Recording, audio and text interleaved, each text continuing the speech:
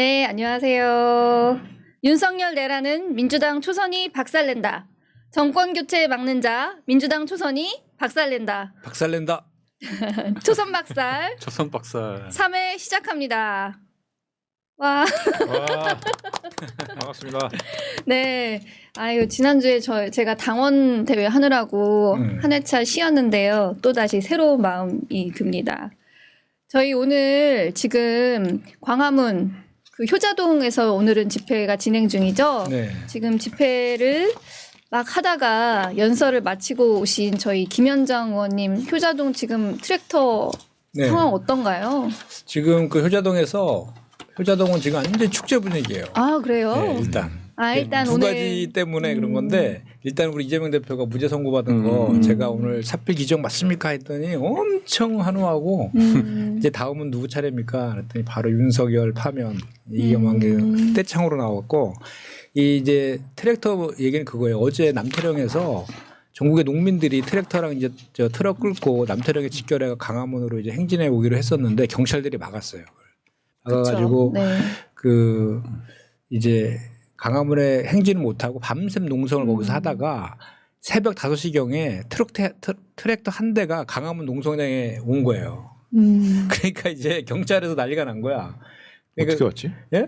그러니까 이제 그 경찰에서 수천 명이 경찰 동원해가지고 강제로 그 지게차 가져와가지고 트랙터를 뺏어갔어요. 강탈했어. 그거를 이제 그 효자동 과정에서 또 막 국회의원들도 네. 막 뭔가 국회의원은 막 내동쟁이 쳤어요. 예. 단식 9일 차인 정혜경 의원을 막 내동쟁이 진보당 치고, 의원님을. 예 그리고 우리 그 상황실장 한 명을 연행해 갔어요.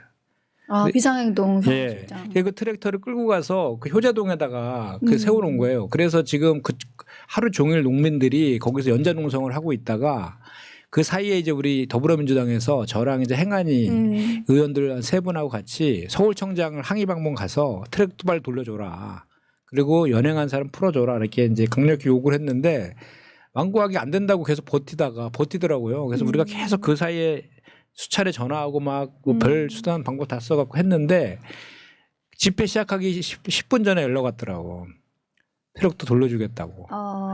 그리고 이제 그 상징성이 뭐냐면 트랙터의 행진을 불허했거든요. 네. 불허했는데 그거를 돌려준 거에다가 집회 끝나면 행진하잖아요. 그때 트랙터를 돌려주고 트랙터도 행진하는 것까지 이제 합의가 된 거야. 그러니까 이제 제가 마침 연설에 하기 전에 딱 그게 타결이 돼갖고 그 비상행동 측이나 농민분들은 되게 저한테 이제 민주당이 고마워하는데 제가 올라가서 연설을 얘기했더니 또 그냥 환호하고 우리가 이겼다 뭐. 다들 고생이 많으셨네요. 그러니까 이제 윤석열 파면이 바로 이제 된 것 같은 그런 분위기 막 그랬어요. 그 트랙 행진은 이미 시작된 건가요 오늘? 이제 행진 여기 집회 끝나면 행진하잖아요 우리가. 그때 이제 앞에 맨 앞에 서서 이제 트랙터가 가는 거지. 그러니까 더 오히려 경찰에서 괜히 진작 그렇게 좀 풀어줬으면 낮에 끝날 것을 저 전국에서 수만 명의 사람들이 그쪽으로 직결하게 만들고 그 승리 분위기를 만들어주고 트랙터가 앞에 저기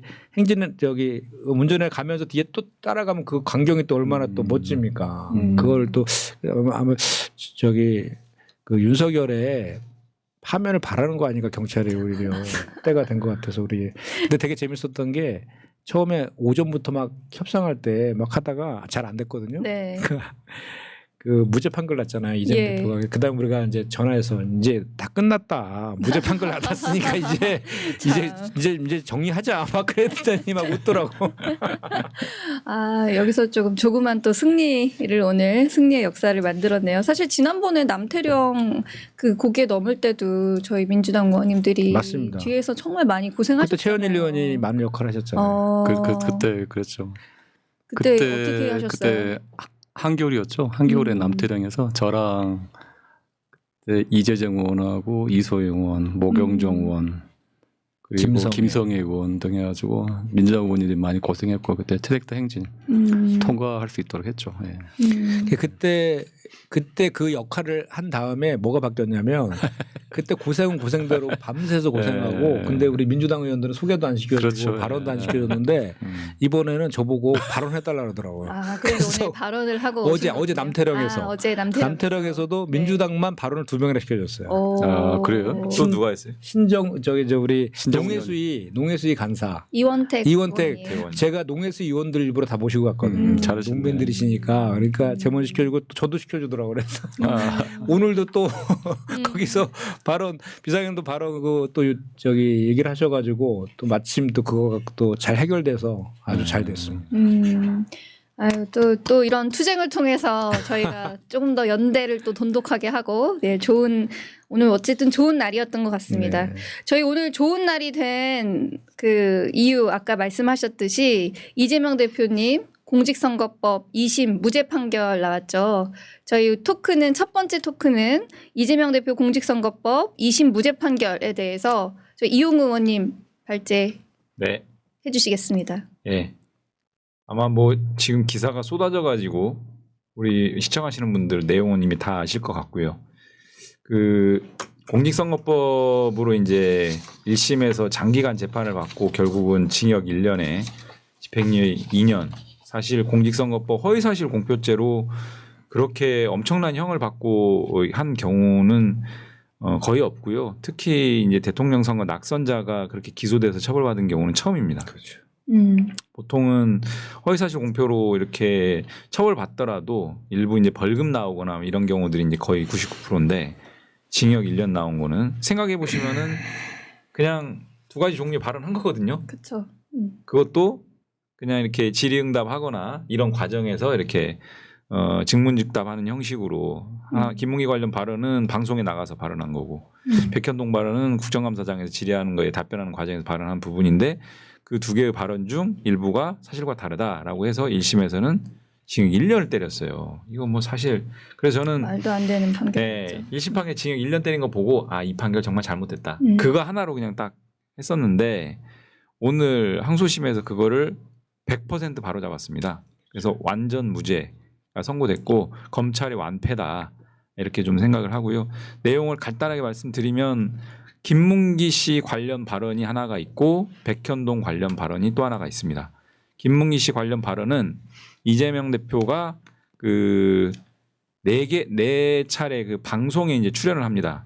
12월 22일, 24일, 27일, 29일 이렇게 각각의 방송에 출연해서 김문기 씨 관련 발언을 각각 쭉 하는데 내용이 좀 대동소이한데 그것을 종합해서 추리니까 한 3가지 정도의 허위 사실이 있다라고 검찰이 기소를 한 거예요. 첫 번째는 성남시장 재직 시절에 김문기 씨를 알지 못했다, 몰랐다. 요 부분 이게 거짓이다라고 이제 검찰이 주장했고 두 번째는 그 나중에 도지사가 되어서야 그때서야 김문기 씨와 대장동 예판 관련한 소통하는 과정에서 알게 되었다라고 하는 게 또 이것도 거짓이다 이렇게 이제 주장을 한 거고 마지막 세 번째는 그 골프 아주 유명한 그 골프 발언이 나오는데 사실은 골프를 쳤다 안 쳤다 이런 얘기 유에 발언을 한 게 아니고 그 국민의힘 의원이 제시한 그 사진이 사실은 조작되었다. 그 사진 조작 발언을 한 건데 그걸 마치 골프를 치지 않았다라고 거짓말한 것처럼 그렇게 이제 주장을 하면서 기소를 했고 그 김문기 씨를 성남시장 재직 시에는 몰랐다, 도지사 때 알았다. 이 부분은 1심에서도 무죄가 나왔어요. 근데 골프 관련 발언만 유죄가 나왔는데 이번에 이제 2심에서는 이 모두 3가지 다 무죄를 한 거죠. 근데 여기서 이제 좀 주목할 거는 재판부는 피고인 측의 주장을 거의 다 100% 수용했습니다. 그러니까 변호인들이 주장했던 이러저런 내용들을 거의 다 이제 수용했는데 일단 출발이 그 골프 관련 발언을 검찰이 주장하는 것처럼 골프를 쳤다 안 쳤다 그렇게 볼 수 없다라고 아예 그냥 단정했어요. 그러니까 그거는 그냥 사진이 문제가 있다, 조작되었다 이런 사진 조작 발언으로 받아들여야지 그걸 마치 이렇게 비틀어 가지고 그렇게 보는 것은 맞지 않다. 이렇게 이제 그 지점을 분명하게 바로잡았고 김문기 씨 관련 3가지 발언 모두 우리가 그때 뭐라고 했냐면 이것은 허위사실 공표죄는 어떤 피고인의 행위와 관련된 사항에 허위사실이 있어야 이제 처벌이 되는데 이건 행위와 관련된 내용이 아니고 어떤 사람의 인식, 기억의 영역의 문제이기 때문에 그렇죠. 죄가 되지 않는다라고 했는데 그것을 또 그대로 다 인정을 해줬어요.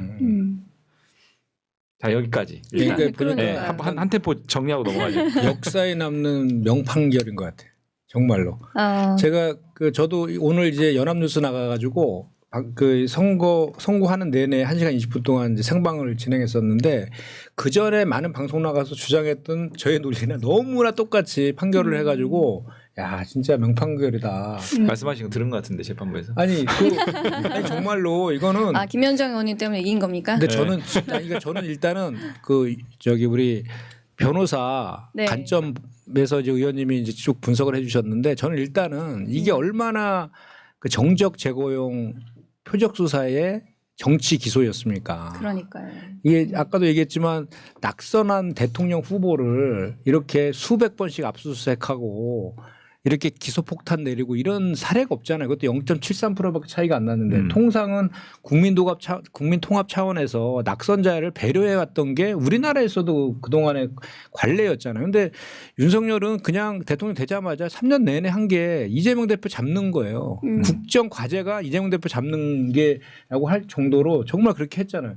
그거에 대해서 정말 바로 잡은 게 정말 저는 그 의미가 있다라고 보고 또 하나는 이제 그거를 뒷받침하는 이제 많은 이제 증거들이 있지만 그 윤석열이 지난 후보 때 11번을 고발당했더라고요. 공직선거법 맞아요. 위반으로만. 네. 윤석열. 허위사실 공표로 윤석열도 11건이 고발당했어요. 그중에 6건을 검찰에서 무혐의 처분했어요. 무혐의 처분했어요. 5건은 지금 이제 불소추 특권에 의해서 지금 이제 진행 안 하고 있는 그런 상황인데 똑같은 사례로 이게 주관적 인식과 느낌 가지고 한 거에 대해서 이번에 무죄 판결 내는 거 아닙니까? 윤석열도 당시에 똑같잖아요. 김만배 씨 몰랐다고 했는데 그거를 검찰에서 이거 주관적 인식의 영역이라서 각하 처분했어요. 기각도 아니고 각하. 똑같은 사례잖아요. 이렇게 편파적인 수사를 윤석열 검찰에서 해왔다는 거잖아요. 그리고 좀 전에 이용우 의원께서 말씀하셨지만 250조 1항은 당선될 목적으로 허위 사실을 공표할 때잖아요. 허위 사실이어야 되죠, 사실. 그 사실에 대해서 많은 나열들이 있는데 주로 그 허위 사실에서 대표적인 게 뭐 재산을 축소 신고한다든지 학력이나 뭐 경력을 거짓으로 한다든지 이런 내용들인데 주관적 인식은 거기에 해당되지도 않아서 범죄의 성립 요건 자체가 안 되는 건데 그걸 억지로 이제 기소했다는 거잖아요. 그런데 윤석열은 그 행위에 관련된 명백한 허위 사실과 관련된 것도 많아요. 맞아요.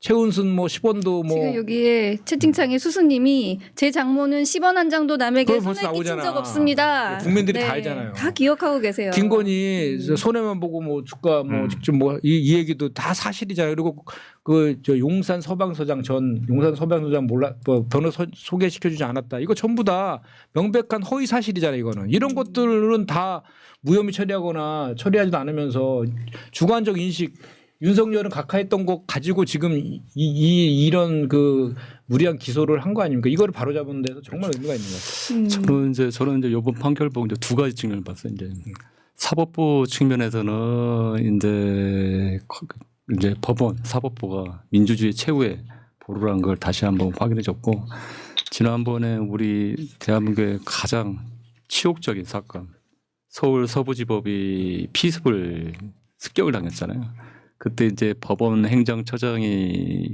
국회에 나와서 상당히 울분토하면서 그때 상당히 보면 이게 사법부가 이러한 상황, 내란 상황을 중심을 잡고 해야 되는데 이번 판결이 어떻게 보면 공정한 모습을 보여줬고 또 하나가 검찰 공화국이잖아요. 검찰 공화국의 사망 선고는 2번 났다고 봅니다. 첫 번째는 탄핵 소추였고요. 결론은 이제 파면으로 끝날 거고. 두 번째가 요번에 두 번째가 뭐냐면 지난번 심우정 검찰총장이 즉시한 거하고 보통한 걸 포기함으로써 윤석열을 또 석방시키고 그리고 오늘 판결에서 그동안 얼마나 수백 번의 압수수색과 또 여러 가지를 잘 해결했잖아요. 결국 이제 표적 수사하고 이러한 것이 이제 정치 검찰 그리고 검찰이 이제 개혁, 향후 이제 정권 교체가 되면 그렇죠. 반드시 이제 이 검찰 문제는 아마 여당도 이제 이제 반대하지 못할 이제 우리 향후 새로운 민주 정부에서 첫 번째 해야 할 그동안에 얼마나 검찰 개혁 했지만 제대로 안 됐잖아요. 정권을 잡으면 항상 검찰에 또 손을 빌려서 타 정적들을 하는데 또 이용하고 이제 그런 일이 있지 않을 거라 저는 봅니다. 그래서 이번에 그런 의미에서는 이번 판결이 어떻게 보면 향후에 이제 정치 보복도 더 이상 있어서는 안 되고 검찰이 이제 검찰 개혁에 아주 확실한 명분을 잡았다고 저는 생각합니다. 예. 저는 제발 그렇게 됐으면 좋겠는데요. 사실 뭐 여당 얘기를 하셨는데 오늘 아침에 9시에 권성동이 페북에다가 이재명 판결 승복할 거냐, 이재명 대표 판결 승복해라 이렇게 쓰더니 판결이 막상 나오니까 딴 얘기했어요. 막 딴 얘기를 또 썼어요. 뭐 사법부가 이런 이제 뭐 과오를 저질렀다 이런 식으로 썼죠. 그래서 잘못된 사실 판결했다. 네, 여당이 정신 차리고 검찰 개혁에 같이 나서 줄지 좀 의문이 드는 측면이 있고요. 사실 사법부가 민주주의 최후의 보루다. 저도 되게 동의하고 사법부가 그 역할을 제대로 해야 될 텐데 앞서 말씀하셨는데 사실 2심에선 항소심에서는 피고인의 의견을 그대로 받아들인 판결이 나왔다고 하셨잖아요. 근데 1심에서 저희가 그런 주장을 안 했던 게 아니잖아요. 그렇죠. 근데 똑같은 주장을 들었는데 1심 판결과 2심 판결이 사실은 이렇게 다르니까 물론 뭐 저희가 그래서 3심 제도를 가지고 있는 거긴 하지만 저는 1심 재판부가 정말 잘못된 판결을 했다. 사실 그런 생각이 맞아요. 들더라고요. 예. 네.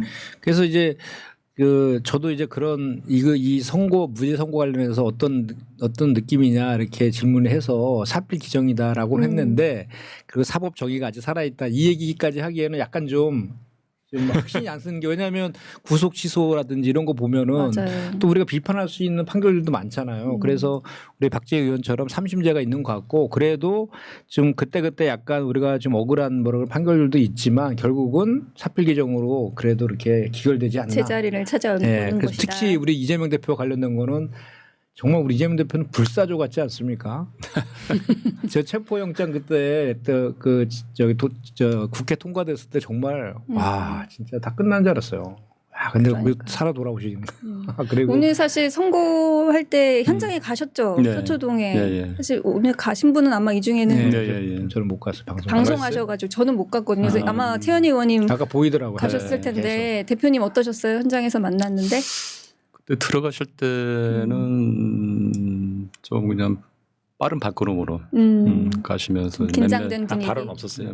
그냥 바로 들어가셔서 왜 나왔냐, 왜 나왔냐 의원님들 하면서 바로 약간 좀 긴장 좀 하셨던 모습이고 나오셨을 때는 이제 계단에서 거기 오신 우리 지지자들이나 우리 사람들한테 90도 인사를 하면서 현장에서 브리핑 나오셔가지고 이제 간단히 브리핑하시고 가시고 나서 차에 타시기 전에 모든 의원들은 다 악수를 한번 하시더라고요. 여유 있게 그런 적이 그 전에는 그러지 않았거든요. 모든 의원들 다 악수를 하시더라고요. 네. 그리고 커뮤니티에서 사실 대표님 판결 나오는 거 기다리면서 의원님들이 이렇게 줄 서 있는 도열에 있는 짤이 돌아다니면서 많이 왜 민주당 의원들이 또 왜 이렇게 했을까 이런 또 이제 글도 많이 봤는데 제가 오늘 여쭤보니까 그 의원들이 일부러 그런 건 아니라고 말씀하시더라고요. 처음에는 그냥 무질서하게 써 있었죠. 근데 갑자기 근데 아니, 갑자기 법원 관계자들 나오면서 테이프를 딱 붙이더라고. 노란 줄 해가지고 딱 이렇게 붙여가지고 줄 서라고. 그때 의원들 다 줄 서잖아요. 그게 기자들이 좀 이렇게 보이게 맞아요. 이렇게 기자들. 정리합니다. 이렇게 대열을. 기자들이 요청한 것 같고 네. 법원 관계자들이 그거 한 겁니다. 그러니까 근데 그거를 이제 또 반대편에서는 또 이재명 일당 독재다 뭐 의원들이 뭐 이렇게 도열에 있다 이렇게 말씀하시던데 그건 오해라고 합니다. 그래도 또 그거 끝나시고 야 정말 또 산불 피해 지역으로 바로 가셨더라고요. 그러니까. 안동을 하셨죠. 예, 아무리 뭐 정무적 판단이라고 해도 그게 쉽지 않는 판단이잖아요. 정말 그런 걱정 때문에 가신 것 같고 진짜 무죄 판결 선고 딱 받으면서 그런 생각이 들더라고요. 이제 국민의힘은 무슨 낙으로 살까? 무슨 낙으로? 계속 헌재 재판 지원부터 뭐 해가지고 계속 이재명 대표 걸고 넘어졌잖아요.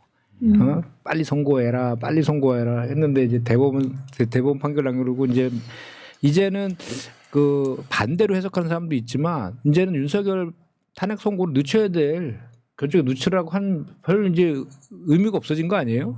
그렇죠. 지금 네. 이제 여기 지금 오기 전에 이제 방송을 하면서 그 여당 출입 기자분하고 같이 이제 방송을 하고 왔는데 들어보니까 맹붕이래요, 국민의힘이. 그러니까 거의 유일하게 의존했던 게 이제 이 지점인데 그럼 뭐 사실 이게 이제 다 사라진 거예요. 어떻게 보면 왜냐하면은 지금 2심 판결을 저는 이제 어떻게 보냐면은 애초에 사건이 안 되는 사건이었다라고 그 일가를 한 거거든요. 맞아요. 그러니까 공직선거법상 허위사실 공표죄라고 하는 거에 구성 요건이 이제 있을 텐데 말하자면 이게 있어야 이 범죄가 성립된다. 그렇죠. 이런 게 있는데 이게 대표적인 이 두 가지 요건이 이제 사실에 관한 사실의 영역에서의 허위가 있어야 되는데 이것은 사실에 관련된 내용이 아니고 다 인식과 기억의 영역에 관련된 문제. 그래서 그거는 주관적인 거기 때문에 이게 허위냐 아니냐 이게 판단 자체가 안 되기 때문에 그런 요건이 아예 애초에 성립하지 않는다라고 하는 걸 명확하게 좀 다 짚어줬고 두 번째가 이제 행위. 그러니까 허위사실이라고 하는 게 세상 만사 모든 일들에 대한 허위사실을 다 처벌하는 게 아니고 학력, 뭐 경력, 재산 몇 가지 그 항목에 대한 허위 사실에 대해서만 처벌하는데 유권자들이 이제 선거권 이제 투표를 할 때 한 표를 행사할 때 고려하는 여러 가지 요소들에 그쵸. 대해서 거짓말을 해야지 되는 그쵸. 거잖아요. 좀 선거에 말하자면은 당선될 목적으로. 그 영향을 줄 수 있는 요소들 또 선거인들이 영향을 받을 만한 어떤 요소들과 관련된 허위 사실일 때만 처벌하는데 그 중에 하나가 바로 행위와 관련된 허위 사실일 때만 처벌하는데 이것은 행위와 관련된 내용이 아예 아니다. 그러니까 결과적으로 항소심 판결에서는 애초에 이것은 허위냐 아니냐를 따질 필요도 없이 그런 전제 요건 자체가 안 되는 사건이다라고 이제 규정을 해버린 거거든요. 그렇죠. 근데 그런 사건을 말하자면 수십만 페이지의 자료와 뭐 엄청난 많은 수의 증인과 또 1심에서는 얼마가 있죠? 2년 걸렸습니까? 심지어 그 증인이 뭐 50명 이상 검찰에서 네. 신청해가지고 기간이 늘어난 걸 가지고 1심에서 이재명 150 대표가 시간 시간 끌었다고 또 이렇게 끌었다고. 뒤집어 씌우고. 그 교유행위라는 말을 새로운 만들었잖아요. 그러니까 행위에 네, 넣으려고 행위에 넣으려고. 그런 신조어까지 이게 만들어내서 네. 수사 재판 항소심까지 하면은 정말 수많은 많은 공력과 시간과 이렇게 낭비된 꼴인데 항소심에서는 이거 애초에 사건 되지도 않는 거야. 그렇죠. 라고 판결한 거고요. 두 번째 특징은 뭐냐면 항소심에서 굉장히 꼼꼼하게 봤습니다. 그러니까 아까 제가 그 김문기 관련 발언도 4개의 방송에서 했던 발언들을 문제 삼았다고 했잖아요, 검찰이. 근데 그 4개의 방송에서 하나의 방송에서 한 가지 발언만 한 게 아니고 아까 그 문제되는 3가지 종류의 발언들을 막 섞어가면서 했어요. 근데 그 발언을 날짜별로 따져서 하나씩 쳐나갑니다. 그러니까 예를 들면 21년 12월 22일 날 SBS 주영진의 뉴스브리핑에 나와서 이 발언 했는데 그 발언 하나씩 쳐나갑니다. 이거 이래서 안 되고 그런 방식으로 4개 방송에서 했던 발언들을 다 쳐나가요. 굉장히 꼼꼼하게 분석을 했고 저는 그래서 이게 상고심에 이제 검찰 오늘 바로 상고하겠다고 했잖아요. 네. 상고심에서 바뀔 가능성을 다 차단하고 국민적 논란을 최소화시키기 위해서 굉장히 신중하게 꼼꼼하게 그렇죠. 봤다. 대법원 그 지점이 또 의미가 있는 거예요. 사실관계에 대해서 판단하는 또 그렇죠. 마지막 심급이기도 하고요. 네. 그래서 뭐 대법원에서 다시 판단할 여지가 네. 저는 없을 것 같아요. 법률심이니까 뭐 법리 판단만 하는 거잖아요. 네. 그러니까 명백하게 지금 말씀하신 것처럼 검찰이 스스로 무리한 기소를 했다는 걸 자인한 게 뭐냐면 제가 아까도 말씀드렸지만 똑같은 사례의 윤석열 후보에 대해서는 각하했잖아요. 주관적 인식이라고 김만배 몰랐다 그렇죠. 이거에 대해서 그럼 똑같은 잣대로 이것도 각하에 대해 맞는 건데 그때 했어야죠. 그죠. 그러니까 이렇게 무리하게 범죄 성립 요건도 안 되는 걸 가지고 한 것에 대해서 이번 재판부가 제대로 판단했다 이렇게 보시면 될 것 같고 저는 지금 그 아까 이제 그런 국민의힘 의원이 그런 주장을 하더라고요. 이 판결이 잘못됐다면서 누구랑 하셨어요? 그 얘기는 뭐 좀 되게 얌전한 네, 모 의원. 얌전하신 분이라서 찾아보면 알 수 아니, 있잖아요. 이재명 대표가 골프 친 거 맞는 거 아니냐. 근데 왜 이게 무죄냐는 거예요. 골프에 대한 발언의 여지가 골프가 핵심이 아니라 그렇죠. 사진을 조작했다는 거짓말을 아니 그러니까 거짓말을 했냐 안 했냐 이 얘기가 쟁점인데 이재명 대표는 단 한 번도 골프를 안 쳤다라고 한 적이 없어요. 그쵸. 네. 사진이 조작됐다고 한 거지. 그러니까 골프를 친 거냐 안 친 거냐 이 팩트는 이 중요한 게 아니거든. 이 공선법 위반과 관련해서. 근데 그 주장을 하면서 억울해 하시더라고. 그래서 제가 참 억지로 이제 억지 주장을 하는구나. 오히려 또 어떻게 보면 그만큼 그 국민의힘 의원들이 모르면서 그동안 계속 네. 마타도어를 해왔다라는 네. 것도 또 입증되더라고요. 맞습니다. 그러니까요. 네, 저희 뭐 이제 그 대표님 2심 판결 이제 사필 규정이라는 단어를 네. 온종일 떠올리게 했던 그런 판결인 것 같고요. 채팅창에 저희 실시간 시청자가 1,000명이 육박하고 있습니다. 오. 이제 1,000명 넘깁시다. 네, 그리고 박복숙님이 최 의원님 안녕하세요 인사하셨고요. 네. 힘내라 돌멩이님도 최현일 의원님 지역구신 것 같아요. 돌멩이님 지난번에도 지난번에도 하셨고, 지난번에 그쵸. 네. 누구지? 그리고 서구을의 김광수님, 서구을요? 네, 이용우 의원님 인사하셨고요. 박복숙님은 저희 김현정 의원님한테도 인사하셨네요. 네, 반갑습니다. 자, 주변에 그다음에 널리 알려주세요. 네. 그다음에 우리가 이제 백현동 발언도 간단하게는 좀 짚고 예, 넘어가야 될 것 예, 같아요. 이거 재밌으니까 이거 더 하시죠 뭐. 지금 궁금해하실 것 아니, 같아요. 지금 이용우 이거- 의원님 발제가 너무 길어지고 있습니다. 그렇죠. 마무리를 그럼 네. 백현동 마무리하고. 그러니까 네. 이제 백현동 관련 발언은 경기도 국정감사 과정에서 이제 질문을 해서 국회의원 질문하니까 거기에 답변하는 과정에서 이제 쭉 설명하는 내용에서 허위 사실 공표가 있었다라고 하는 부분인데 이 부분도 김문기 관련 발언과 거의 동일한 맥락으로 무죄다라고 그렇죠. 이제 쳐냈어요. 그러니까 검찰에서 문제 삼은 것은 두 가지인데 그 국토부에서 그 관련 법 혁신도시법이라고 있거든요. 혁신도시법의 의무 조항에 따라서 용도 변경을 요구해서 어쩔 수 없이 그거에 따라서 용도 변경을 했다.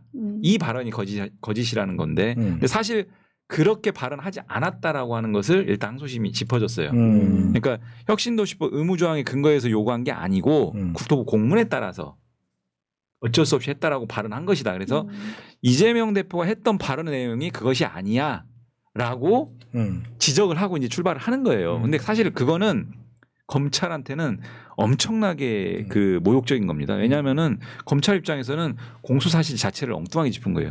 다르게 얘기하면은 이재명 대표가 하지도 않은 발언을 한 걸 전제로 기소를 한 거예요. 짜집기를 해가지고 짜깁기를 진짜 해서. 악의적인 기소죠. 그러니까 재판부가 그걸 지적했다는 것은 이 사건 자체가 성립이 안 된다는 걸 다시 한번 확인해 준 거고 두 번째로 문제 삼은 게 이제 협박이잖아요. 협박.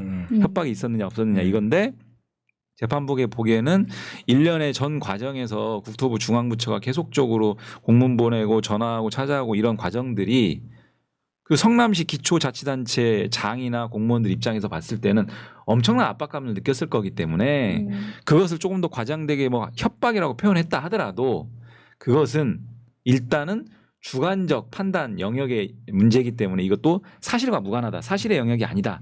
이렇게 했고 설령 사실이라고 하더라도 그게 틀린 내용이 아니다. 이렇게 다 짚어줬어요. 그래서 이 부분도 저는 뒤바뀌기 어려운 결론을 좀 내준 게 아닌가 이렇게 생각을 정확히 짚은 것 같아. 그리고 이제 계속해서 뭐 김인석 끌어들여가지고 백현동이 무슨 옹벽 아파트라고 하면서 뭐 4단계를 종상향 시켜줘서 준주거지역으로 해서 민간에게 뭐 수천억의 이익을 안겼다. 이런 주장을 얼토당토한 주장을 하잖아요.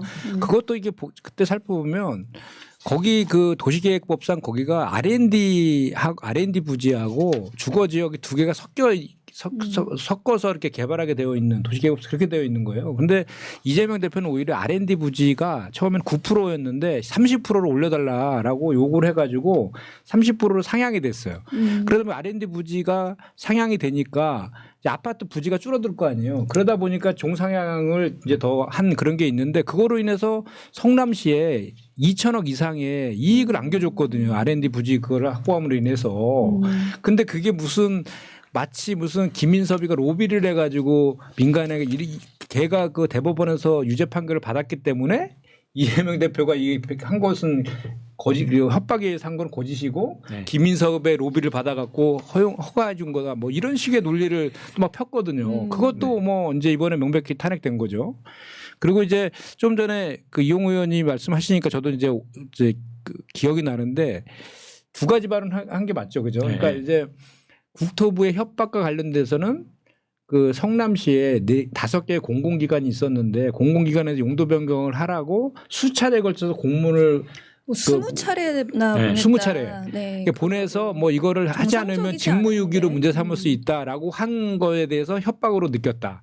요 발언이 하나가 있는 거고 또 하나는 백현동 부지는 그 식품연구원 부지거든요. 네. 식품연구원은 정상적인 그 법에 근거해 가지고 공문으로 요청을 해서 그건 들어줄 수밖에 없어서 들어줬다. 네. 요 두 개의 발언이 있는데 이걸 짜집게 한 거지. 그러니까 국토부가 협박해서 그 식품연구원 부지의 용도 변경을 해주지 않으면 그 직무유기로 문제 삼을 수 있다. 이렇게 짜집게 한 거지.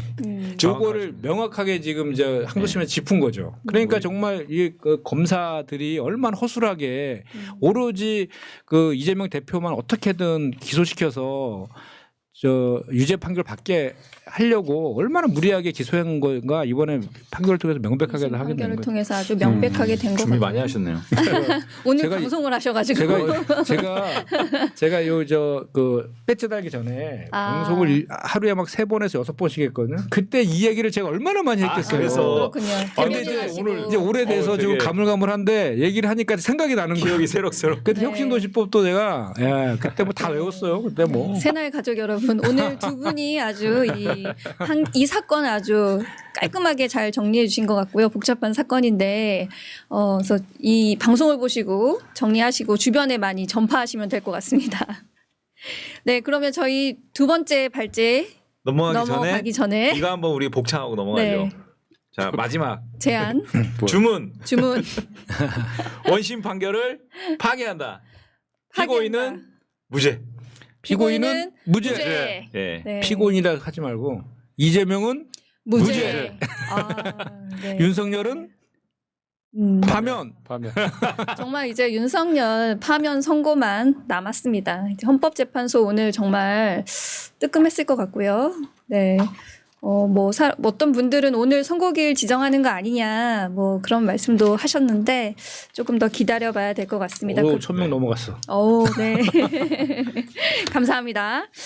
네, 그래서 저희 오늘 시원한 판결로 조금 잊혀졌는데요. 저희 이번 주 월요일에 한덕수 이제 헌재로 이제 저희가 이제 다시 초점을 옮겨가려고 하는데요. 월요일에 한덕수에 대해서 탄핵 기각 판결이 있었잖아요. 그래서 이 판결 어떻게 봐야 될까 이렇게 좀 얘기를 조금 해보려고 하는데 일단 뭐 다들 아시다시피 기각 의견이 5명 나왔죠. 뭐 문영배, 이미선, 정정미 등 이제 4명의 재판관 같은 경우에는 그 마은혁 재판관 임명하지 않은 것에 대해서 일부 위반이 있지만 파면을 정당화할 정도는 아니다. 그래서 기각 의견을 냈고요. 재판관 김복형 같은 경우는 사실 마은혁 임명 부작위도 위반으로 볼 수 없다. 가장 이제 조금 보수적인 입장을 취한 셈이고요. 한 명의 인용 의견이 있었는데 정계선 재판관이 이제 뭐 마은혁 재판관 임명하지 않은 것에 대해서 뭐 위법하고 미온적이고 파면을 정당화할 만큼 중대하다 이렇게 판단을 했습니다. 또 각하 의견이 2명이 있었어요. 그래서 그 탄핵 소추는 국무총리에 대한 탄핵 소추는 권한 대행 중이기 때문에 국회 제적원 3분의 2 이상의 찬성이 필요하다. 그래서 이번 탄핵 소추가 부적법하다 이렇게 판단을 했는데요. 사실 이 판결 자체보다도 저는 이제 이 탄핵 기각 판결을 통해서 앞으로 윤석열 판결에 대해서 우리가 어떻게 봐야 될까, 조금 여기서 힌트를 얻을 수 있는 건 없을까, 뭐 이런 얘기를 조금 해보고 싶었어요. 네.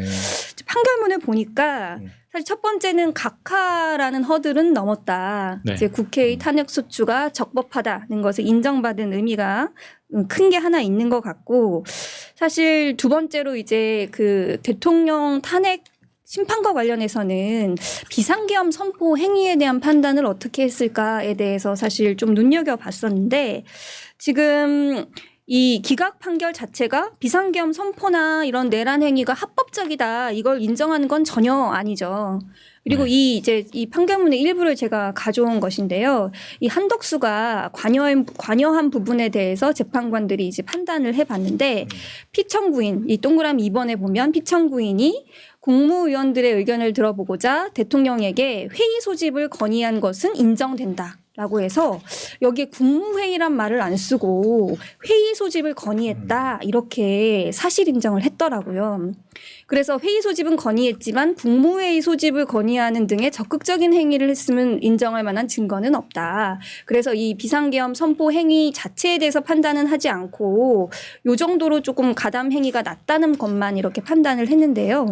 저는 이걸 보니까 이 대통령의 비상계엄 선포 과정의 위법성을 판단하는 데 있어서 국무회의가 적법한 국무회의가 존재하지 않는다는 거를 사실 인정한 셈이 아닐까 이런 생각을 조금 했습니다. 일단을 비쳤다라고 네네네. 내비쳤다고 볼 수 있는. 네. 그럼 그 반대로 해석하면 윤석열이가 적극적으로 혼자 다 했다는 얘기네요. 그렇죠. 네. 그래서 여기서 절차적 하자가 조금 이제 있었다. 대통령 탄핵 심판의 선고 어떤 결론이 나올지를 조금 유추해 볼 수 있는 그런 힌트가 좀 있지 않았나 그런 생각을 했는데요. 혹시 다른 분들은 어떻게 보셨어요?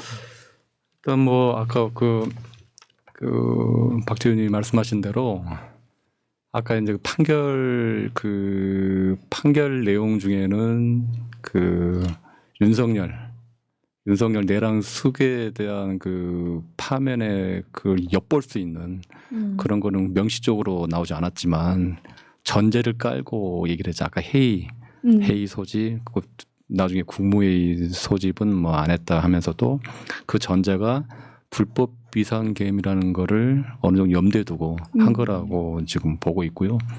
그래서 아마 이미 뭐 전문가분들이나 뭐 이게 일부 언론들이나 뭐 그런 어느 정도 분들의 얘기에 따르면 지금 어차피 파면은 이미 내부적으로 8대 0으로 이미 됐는데 시기만 이제 보고 있는 거 아니냐. 그러니까 어떻게 보면 지금 변론 종결된 지 한 달 넘었죠. 네. 한 달 넘었고 이런 적이 거의 처음이잖아요. 결국은 뭐냐면 지금 정치적인 어떤 변수 또 여론 환경 특히 뭐 오늘 아마 재판도 고려해 두지 않았을까라는 그런 얘기도 있을 정도로 그래서 너무 사법의 정치화라고 그런 말을 하잖아요. 그렇죠. 너무 정치적인 판단을 하고 있다. 그거에 대해서 참 우려가 많고 그래서 오늘이라도 선고길이 잡힐 줄 알았는데 뭐 내일도 날 수는 있겠지만 그런 부분이 너무 이제 걱정이 되고요. 그래서 아마 이제 저는 뭐 추호도 의심하지 않습니다. 8대 0으로 파면이 될까 하는데 너무 이제 헌법재판소가 자고 오면 눈치를 보고 있다. 그래서는 안 된다. 그래서 사법부가 용기를 내 가지고 이재명 대표에 대한 무죄 선고를 했듯이 이제 헌법재판소가 이제 명쾌하게 이 부분을 정리해 가지고 더 이상 이제 사회적인 혼란이 없도록 해야 된다고 저는 생각합니다. 네. 이 사건에서 이제 우리가 좀 일단을 엿볼 수 있는 또 하나의 지점이 각하 여부입니다. 각하 여부. 그러니까 이 사건 결정을 통해서 윤석열 탄핵 선고 각하는 사실상 물 건너갔다. 저는 이제 그렇게 읽었는데요. 왜냐하면 지금 이 사건에서 그 윤석열 각하 사유와 중복되는 내용들이 있습니다. 내란죄 부분을 한덕수 총리 사건에서 내란죄를 내란 행위라고 이제 교통 정리하고 들어갔거든요. 그 청구인 측에서 그 주장을 했죠. 그 부분에 대한 아무런 지적과 비판이 없습니다. 결정문에. 맞아요. 그러니까 아예 문제 삼지 않았고요. 그다음에 이제 재판부 구성을 또 계속 얘기를 하고 있어요 지금. 그러니까 한덕수가 탄핵된 뒤에 최대행이 임명했던 2명의 재판관이 참여하고 있는 이 재판부 현재 재판부 구성 그 자체가 문제다. 그래서 각하되어야 된다 이 주장 지금 하고 있는데 한덕수 탄핵 선고 과정에서 그 부분에 대한 판단이 전혀 없고 문제 삼지 않았습니다. 실제로 그냥 같이 참여해가지고 결정을 또 내렸어요. 그러니까 재판부 구성에 대한 문제도 전혀 논란이 될 게 없고 그다음에 지금 윤 탄핵 사건에서 또 각하 사유로 저쪽에서 주장하는 것 중에 하나가 그 증거 채택 문제. 예, 형사 소송처럼 엄격하게 증거들을 채택해 줘야 되는데 왜 이렇게 완화된 법칙에 따라 채택을 하느냐. 근데 이 사건에서 똑같거든요. 한덕수 탄핵 사건에서 그거 전혀 논란의 여지가 없어요. 결정문에 아예 쓰여지지도 않았어요. 그러니까 지금 한덕수 탄핵 사건 결정문에서 윤탄핵 사건에서 각하 사유로 주장되는 지점들에 대해서 아무런 지적 자체가 없다라고 하고 그냥 본안 판단이 들어간 거거든요. 그래서 저는 지금 국민의힘이라든지 극우 쪽에서 얘기하는 윤탄핵 사건 각하돼야 된다. 그런 저는 그냥 아무 말 대잔치에 불과하다. 아무런 신경도 안 써도 되는 주장에 불과하다. 그걸 엿봤다. 뭐 이렇게 좀 말씀드립니다. 그러니까 오히려 한덕수 탄핵 심판 보면은 헌재에서 한번 봐줬다 이렇게 보는 게 맞는 것 같아요. 그러니까 그 마은혁 재판관 임명 안 한 거라든지 특검 추천 의뢰 안 한 거 이것이 이건 저기다고 얘기를 했잖아요. 근데 다만 파면에 이를 정도는 아니다라고 한번 봐준 거잖아요. 그러니까 이제 복귀했으니까 가장 먼저 해야 될 게 그 두 가지죠. 그 두 그렇죠. 가지를 하지 않으면 거기에 따라서 또 이제 우리 민주당에서 철퇴를 반드시 가야 됩니다. 왜냐하면 그 누구죠 김복형 재판관이 그 기각 의견을 내면서 저기 재판관 임명하지 않는 거를 즉시 하라고는 되어 있지 않았다라고 해서 이유를 설치했었거든요. 근데 이제는 그 즉시라는 그 상당한 기간은 한참 지났잖아요. 지금 다 충족하고도 남았죠. 그렇죠. 최상목의 그 저기 권한쟁의 신청해서 그 이혼이다 미명한 게 이거 선언한 지가 선고한 지가 벌써 27일째거든요. 그러니까 뭐 100일 정도 지난 거예요. 그 한덕수가 그 임명하지 않은 게. 그러니까 이제는 바로 임명하지 않으면 충분한 탄핵 사유가 될 것 같고 우리가 만약에 한덕수를 계속 요구하고 있는데 안 하면 탄핵하면 이번에 헌재에서 이건 중대한 사유가 아니어서 파면에 이를 정도 아니다라고 못할 것 같아. 그리고 못하죠.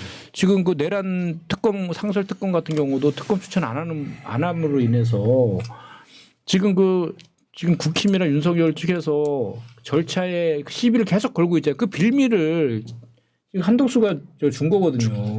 맞습니다. 이거 얼마나 그러니까 그 마은혁을 재판관 임명하지 않으면서 탄핵 심판에 관여한 게 된 것이고, 그죠? 그리고 내란의 내란죄에 대한 그 특검 그거를 방해함으로 인해서 계속해서 그 수사권 시비 논란과 그런 것들을 빌미를 만들어준 사람이기 때문에 이건 중대하죠. 이제 앞으로 안 하면은 이제 복귀했으니까 그건 반드시 해야 된다. 네. 그거 안 하면은 이제 제가 봤을 때는 이 중에서 우리 박지혜 의원이 탄핵하자고 의총에서 얘기할 것 같아요. 최현일 의원하고. 아니 근데 아까 김복형 재판관의 의견 같은 경우는 저는 사실 그 한덕수가 그 합의를 해오지 않으면 임명하지 않겠다는 거를 입장을 밝혔는데도 불구하고 그렇게 판단했다는 거는 좀 비판의 소지가 있지 않나.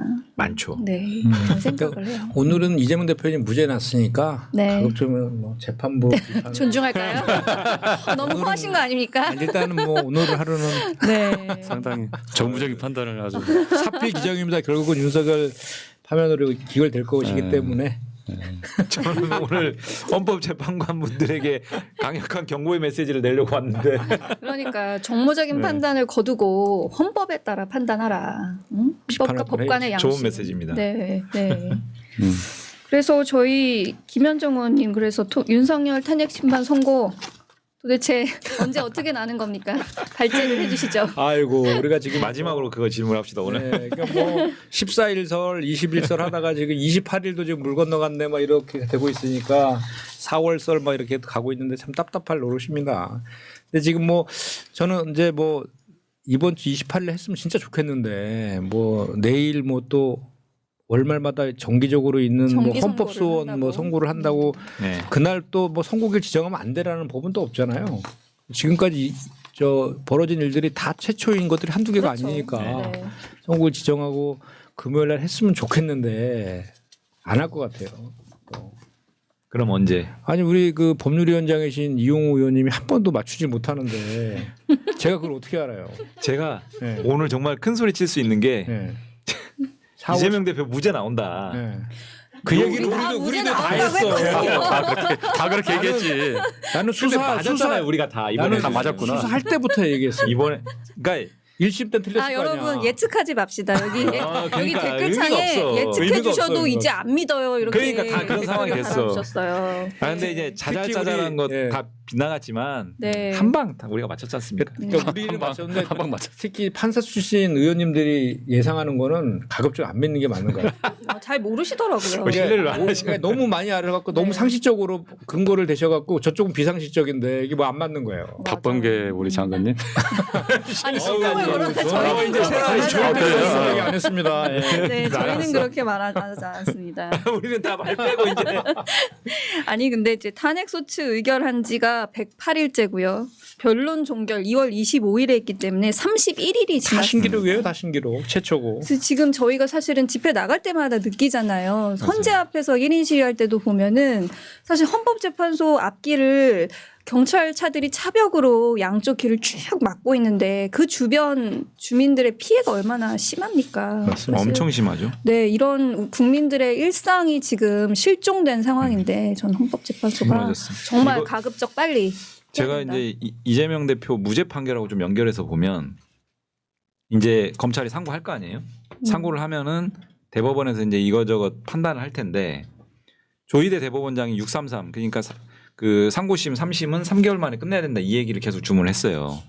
근데 이게 이제 3개월 만에 끝낸다라고 하면은 오늘 3월 26일 날 선고했고 올라가서 어쩌고저쩌고 하면은 6월 26일일 거 아닙니까?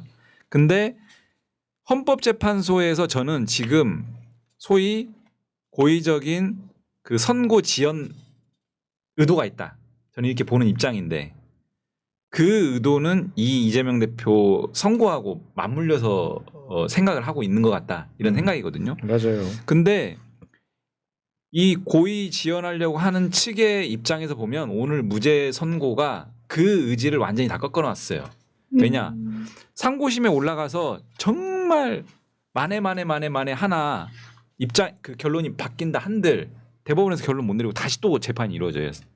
파기돼 가지고. 그렇죠. 근데 그러기 때문에 헌재에서 아무리 시간을 끈다 한들 이 공식 선거법 사건 끝날 때까지 기다릴 수가 없어요. 그렇죠. 그러니까 이제 완전히 물 건너 간 거고 그래서 저는 오히려 이제는 그런 재판 지연을 하려고 했던 어떤 측의 논거라든지 의지가 오늘 선고로 이제 다 정리가 됐기 때문에 이거는 뭐 선고는 이제 시간 문제다. 저는 그렇게 생각을 하고요. 다만 이건 있는 것 같습니다. 4월 18일. 이 4월 18일이 매우 중요한 의미가 있잖아요. 그래서 그 시점을 넘기는 순간 굉장히 또 위험한 상황이 와요. 그렇죠. 재판관 구성이 바뀌기 때문에. 구성이 안 되죠. 문영배, 이미선 재판관 이 두 분이 나가면서 그 대통령이 임명하는 자리거든요. 그러면 두 명이 대통령 권한대행이 임명하는 정말 보수적인 성향의 재판관이 들어왔다? 그러면 또 한 번의 우리가 위험한 상황이기 때문에 그런 것까지를 염두에 두고 무조건 그 안에 끝내야 되는 어떤 그런 기조화에서 우리가 이제 대응책을 마련해야 된다. 아니, 그런데 그 대법관하고 헌법재판관은 국회 본회의 통과돼야 되는 거 아니에요?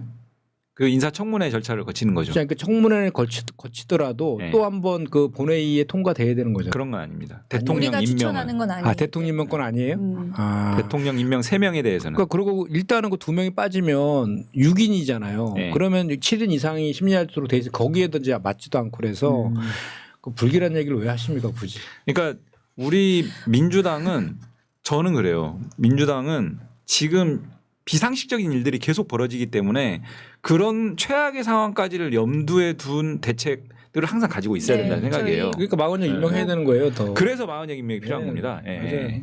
법률위원장님께서 최악의 상황까지 대비하고 계시니까요. 저희는 든든하게 네. 종전에는 뭐 네. 8대5 생각 안 하면 하시려고? 될 거니까 뭐 걱정할 필요 없다 그러더니 이제는 이제 걱정을 좀 하시네. 걱정 아니, 혼자 하시면 좋을 것 같고요. 걱정을 많이 하셔야 네, 돼. 네, 저는 걱정하고 싶지 않습니다. 그 이제 사실은 우리 헌법재판소가 사실 그 존재 이유에 대해서 지금 의문부호가 생겼잖아요. 이제 국민들이. 왜냐하면 그 헌법재판소의 탄생 배경이 있잖아요. 그 뭐 이승만, 박정희, 뭐 그 전두환의 비상계엄, 세 차례 비상계엄을 겪고 나서 그때 그 제가 기억하는 박정희 때였던 것 같은데 박정희 때 그 무슨 국가배상법인가요? 네. 그거를 그 대법원에서 그때는 이제 이혼 법률 판단을 했었잖아요. 맞습니다. 거기서 그거를 이혼 판단을 해가지고 박정희가 이제 내가 주도해서 통과시킨 법을 이혼 심판을 해 이래갖고 막 사법파동 일어나고 난리 났었잖아요. 그런 역사성이 있는 거 가지고 이제 이런 그 비상계엄이나 이런 것들 다시 있으면 안 된다 그래서 87 체제 때 헌법에 헌법재판소가 만들어진 거잖아요. 헌법을 사수하라고 헌법 무슨 일 있어도 헌법을 수호해라 대통령으로부터도 저기 독립해서 이렇게 해서 헌법재판소를 딱 만들어 줬는데 세계에서도 가장 그 부러워하는 제도잖아요. 우리나라 맞습니다. 헌법재판소가 그동안 잘 해왔고. 잘 자리 잡았죠. 근데 이번에는 지금 이 비상계엄에 대한 그 탄핵 선고가 늦어짐으로 인해서 얼마나 많은 지금 그 국론이 분열되고 있습니까? 경제적 피해도. 경제적 피해. 맞습니다. 그러니까 네. 제가 그 몇 가지 이렇게 그 우리 저기 그때 찾아봤었는데 일단은 실질 GDP가 6.3조 날라갔어요. 그 KDI, OECD, 한국은행에서 경제 성장률 0.5, 0.6씩 하향 조정했잖아요. 그게 연 10조 이상이랍니다. 그게 네. 또 그 경제적 손실이 그냥 있어도 그렇게 날아가고 있는 상황이고 또 동맹국인 미국에서 민간 국가 지정했죠. 민주주의 지수 10계단 하락해서 하자 있는 흠이 있는 민주주의 국가로 완전히 후진국으로 지금 전락돼 있고 이런 상황인데 빨리 이런 그 위기들을 빨리 저기 정리하고 일상으로 회복시켜야 될 책임이 헌법재판소에 있잖아요. 헌법재판소의 존재 이유가 그겁니다, 바로. 그런데 그거를 자꾸 이렇게 정치적인 또는 정무적인 판단들이 곁들여지고 이렇게 시간을 계속 지연하면 헌법재판소에 대한 신뢰가 네. 땅에 떨어질 거 아니겠어요? 그러니까요. 스스로를 어렵게 하는 그런 결정을 지금 계속 하고 있다는 생각이 드는데요. 앞서 이제 4월 18일까지 말씀하셨는데 그런 여러 가지 가능성을 봤을 때 마은혁 임명하지 않는 그런 지금 한덕수, 네. 최상목 저희가 또 어떻게 뭐 해야 될까 조금 그 얘기로 넘어가 보려고 하는데요. 한덕수, 최상목, 심우정 저희 최현희 의원님께서 발제 한번 지금 해주시죠. 아마 요 주제는 좀 앞서 나가는 이제 내용일 수도 있지만 이 부분을 짚고 넘어야 될 것 같아요. 왜 그러냐면 윤석열은 그래도 선출된 권력이라서 반드시 이제 파면돼야 되고 그렇게 해야 되는 건 당연하죠. 그리고 8대 0으로 조만간 이제 결정이 날 거라 보는데 근데 이제 숨어 있는 권력 어떻게 보면 내란의 십상시라고 저는 말하고 싶은데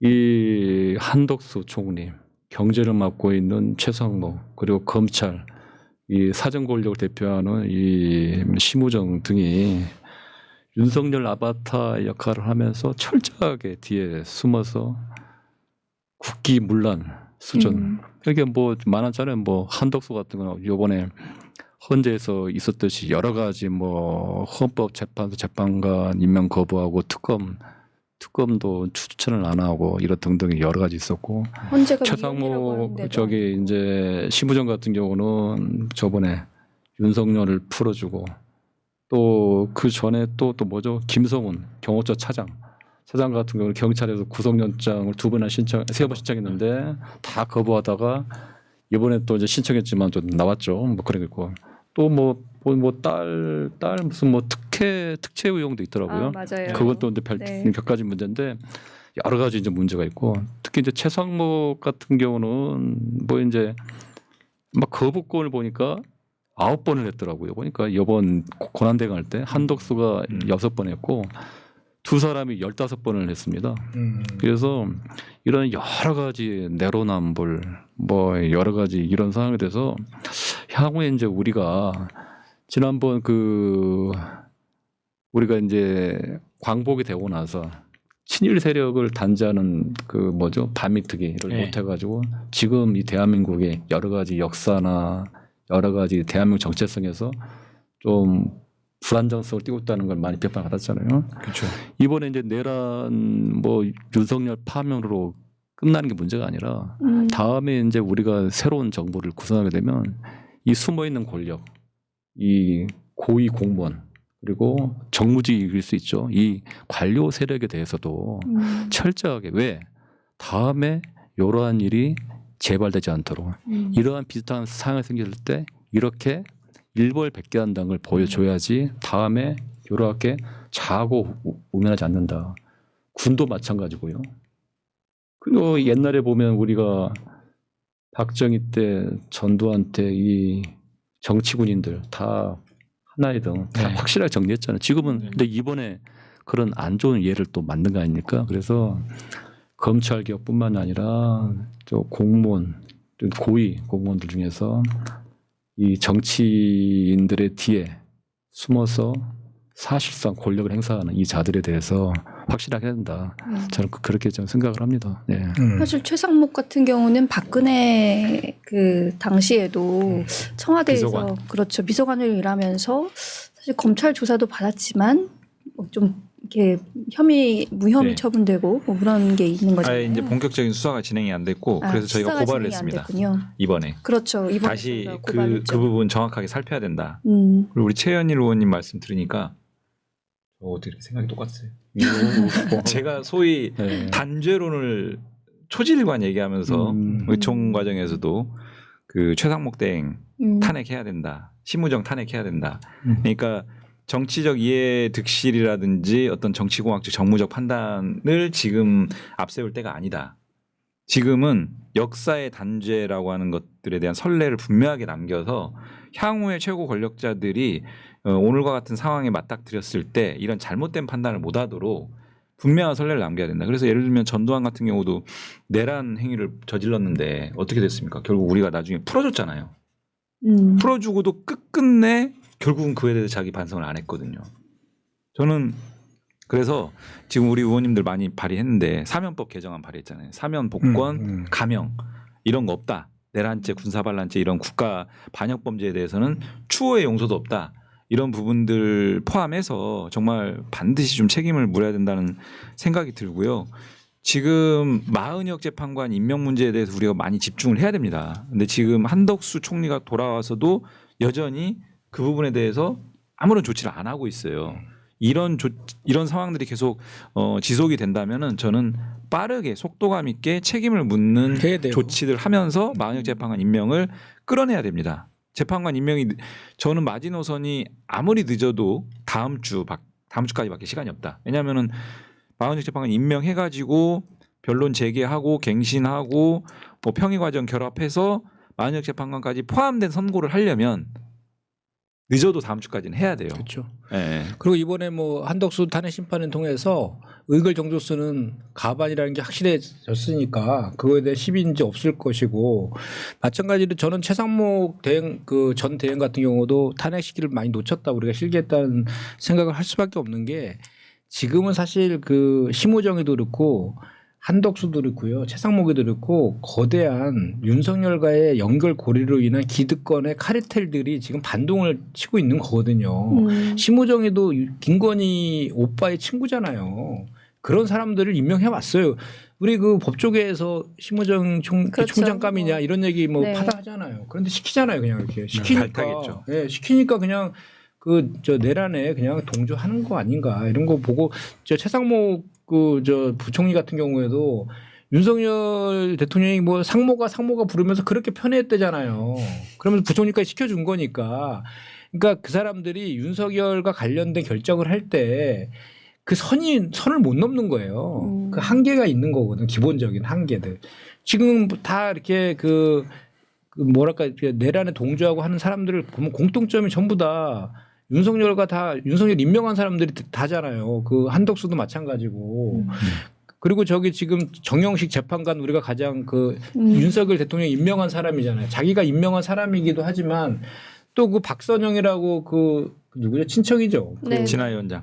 네, 그분을 장관급인 진실화 위원장을 자기 탄핵 재판이 진행 중인데 임명을 하는 그런 사람인 거예요. 그러면 우리가 너무 그 착한 이념에 빠져가지고 그래도 판결과 뭐 국정 운영은 객관적으로 공정하게 할 거야 이런 착한 이즘 속에 그 동안에 우리가 빠진 거 아닌가? 착한이죠. 착한이죠. 착한이즘. 또 주어 탄생. 네. 그 권선징악이라 그러죠. 그런 거에 너무 우리가 빠져 있는 거 아닌가라는 생각이 들고 그래서 지금 두 분이 말씀하신 것처럼 최상목 전 대행도 그 전에 명백한 이원 위법 행위 한 거 있잖아요. 그거에 대해서도 많죠. 우리가 지금 탄핵 소추안 발의해놨잖아요. 그러니까 지난주에 그것도 발의를 했잖아요. 네. 네. 그것도 단죄하고 한덕수도 말씀하신 것처럼 바로 그 조치 안 하면 이혼을 하고 헌재에서 얘기했잖아요. 한 번만 봐줄게. 또 그러면 안 돼. 이렇게 판결을 한 거잖아요. 그러면 그렇게 하도록 해야지. 또 여기서 뭐 부총리가 산불이 나고 뭐 이런데 총리가 없으면은 또 뭐 어떡하냐 이런 식의 또 이상한 논리라든지 또는 뭐 또 탄핵하면 뭐 헌재의 그 선고에 또 영향을 미칠 거 아니냐라는 근거 없는 그런 거 가지고 국민의힘에서는 마은혁 재판관한테 사퇴하라고 했더라고요. 언제요? 오늘. 그래요? 네, 갑자기? 네, 그러니까 이 후보자 지위. 마은혁 재판관한테 네, 네. 아니 참 임명도 안 된다고. 그러니까요. 임명도 안 됐는데 후보자 지위를 포기하라는 얘긴지. 최 의원님 국민의힘에서 하는 거는 너무 상식적으로 해석하면 안 된다니까. 네. 그러니까 말이에요. 그러니까. 그냥 던지고 본다니까 던지고. 네. 예, 아무튼 저희가 지난주에 탄핵 발의했고 1,100명 넘어갔어. 네, 오늘 아마 1,100명. 내일 원래는 이제 본회의 상정이 되면 표결이 들어갈 예정이었는데 아마 본회의가 조금 지금 현재로서는 미정이죠? 네, 불투명한 것 같습니다. 저희가 의장님을 설득하고 있는 단계이고요. 그래서 빠르게 정말 뭐 좌고우면 하지 말고 정무적 판단 같은 거 하지 말고 일을 올바르게 만드는데 우리가 집중해서 나가야 되지 않을까 하는 생각이 또 저도 드는 것 같습니다. 그래서 뭐 저희 이제 뭐 마칠 시간이 다 됐는데요. 오늘 대표님 재판 끝나고 나서 나오시면서 한 말씀 중에 사실 산불이 굉장히 심하잖아요. 저도 굉장히 걱정입니다. 계속 내일 비도 조금밖에 안 온다고 하고 강풍은 바람은 더 심해진다고 해서 너무 걱정이 많이 되는데요. 사실 이 순간에도 어딘가에 산불은 번져가고 누군가는 죽어가고 경제는 망가지고 있다. 이제 검찰도 자신들의 행위를 돌아보고 더 이상 이런 국력 낭비를 하지 않기를 바란다. 사필 규정 아니겠냐 이런 말씀하셨는데 정말 그렇습니다. 이렇게 아까 경제 어려운 말씀하셨는데 산불도 번져가고 경제도 많이 어려운 상황인데요. 우리 국민과 민생만 바라보면서 나아가야 되지 않을까. 국회의원들 또 정부 관료들 모두 다시 한번 정신 차리고 국민을 위한 결정을 했으면 좋겠다. 이런 생각 다시 한번 해봅니다. 네, 저희 오늘 1,100명 달성했고요. 처음이죠? 지난주 어땠는지 제가 모르겠는데. 우리 여기 푸나님이 네. 6회째 되면은 여기가 대박 날 거라 그랬어요. 아, 그래요? 두 번 남았네 이제. 세 번 번 남았구나. 푸나님의 또 예지력을 한번 아니, 믿어보면서. 항상 맞아요. 사실 경접자 어제 만명. 오늘 무죄 날 거라고 푸나님이 또 예측하셨잖아요. 그러니까요. 저도 예측했어요. 진짜 그러네. 저희 다 예측했고요. 신기가 있으신 것 같아요. 네, 첫 회보다 동접자 3배 증가한 거 축하합니다라고 수수님 말씀 주셨는데요. 너무 감사드리고요. 네, 사필 규정을 믿는 마음으로 저희 그러면 다음 주에 다시 뵙도록 하겠습니다. 예, 모두 감사합니다. 고맙습니다. 민주주의 평화 통일 다 죽어간다. 이대로는 놔둘 수 없다. 자, 다시 한번 해보는 거야. 자, 다시 한번 싸우는 거야. 자, 손 맞잡고 어깨를 걸고 우리 함께 이기는 거야. 자, 다시 한번 해보는 거야. 자, 다시 한번 싸우는 거야.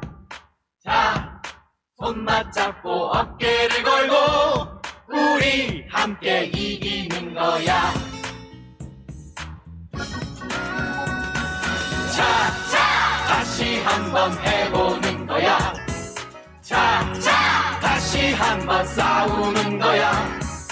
자, 손 맞잡고 어깨를 걸고 우리 함께 이기는 거야. 자, 다시 한번 해보는 거야. 자, 다시 한번 싸우는 거야. 자, 손 맞잡고 어깨를